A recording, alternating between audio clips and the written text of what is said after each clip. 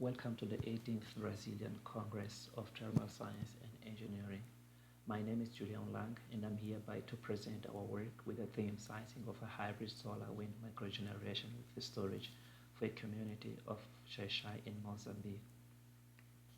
Our team is also composed by Lamba, Bruna, Juan, and Diego, both the Federal University of Itajuba students and professors respectively. So, in response to the environmental impact caused by the massive use of fossil fuels, we have seen in recent years a strong investment in sustainable energy technology, basically consisting in solar, radiation, wind speed, and urban waste resources. But the big problem with such technology consists in their constraint related to their high feasibility and intermittence when deployed separately. But with the advances in research, it became obvious that the hybrid solar wind combinations would allow a high yield in energy production, and that's a great advantage to overcome its limitation and intermittence. So this work aims to analyze the technical and economic feasibility of implementing a hybrid system based on solar and wind resources with battery storage in a certain community in Mozambique. For that, sensitive analyses were made considering the project lifetime, environmental parameters, and as well as an annual discount rate. Furthermore, social impact were also discussed. As I earlier mentioned, the target for which this work was sized for is Mozambique. Mozambique is located uh, across Indian Ocean coast near South Africa in south. Mozambique has a huge potential for producing electricity based on natural resources, namely solar radiation and wind turbine. But the problem is most rural communities across the country have no access to electricity.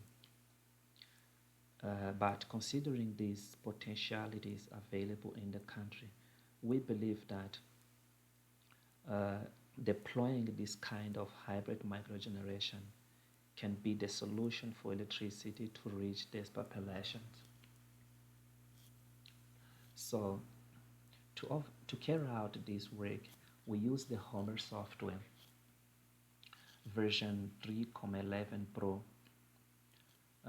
We first organize the main parameters inputs by setting the load information obtained by population sensor and the main household electricity usage. We then sized the components and the cost. Then we mapped the resource availability, namely the solar radiation and the wind speed.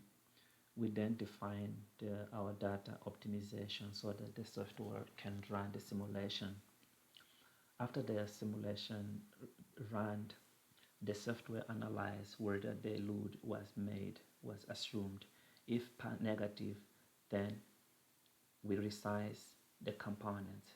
If positive, then we evaluate the energy cost production so that the ideal system can be selected according to the cost benefit and hence the simulations.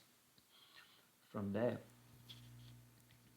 uh, this work considers the combination of a solar photovoltaic source and wind turbine to ensure reliable energy supply uh, for 30 households with reasonably low demand, composed basically by lighting usage, refrigeration, TV, mobile phone chargers, primary school, and hospital posts for medicine conservation.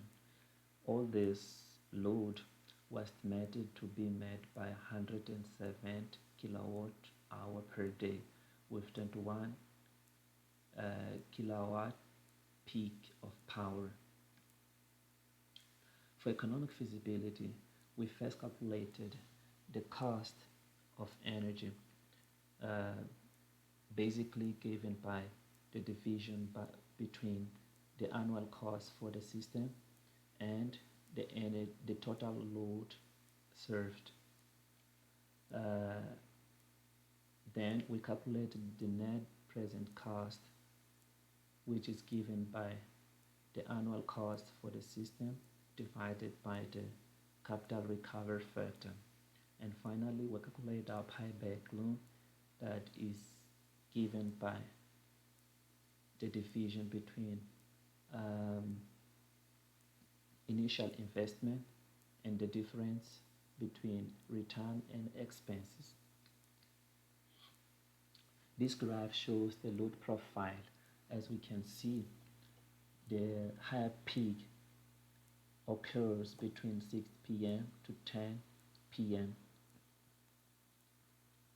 And this graph also see the solar and wind resources. As we can see, we have average of 5,16 kilowatt per meter square per day of solar radiation yearly, and we have also an average of 5,61 meter per second of wind speed during the year.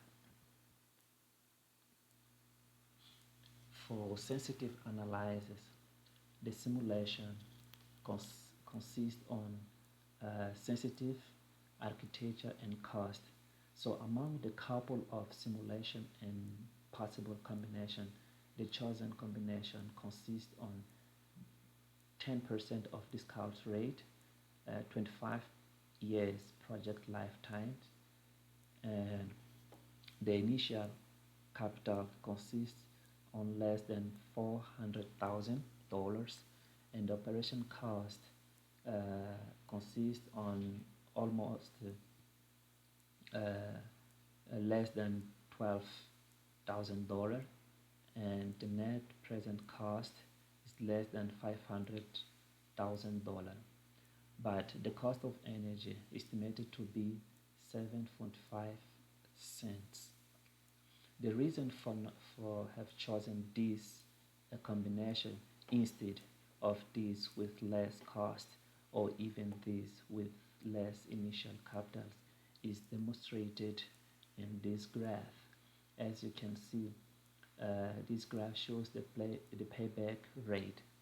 The internal rate return is 60.3%, and the simple payback years is almost 10%.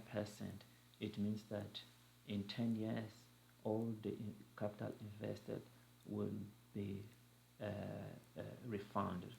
So the system consists in 7 wind turbines, 283 acid batteries of 12 volt and photovoltaic plate strings. This graph shows the cost of the system during the lifetime, where the great amount of cost will be happening in the beginning, in the investment. We can highlight here the 41.86% of investment in PV, followed by the wind turbine. This graph shows the lifetime cost of the system. As we can see, the battery will be replaced twice from 10 to 10 years, and the turbine winds will be only replaced once after 20 years. But at the end of the lifetime, we can see here that the system will remain with 50% of the battery, 75% wind turbine, and 33% of system converter. which all these correspond to 4.26% of the invested capital, which is good. This graph shows the power produced.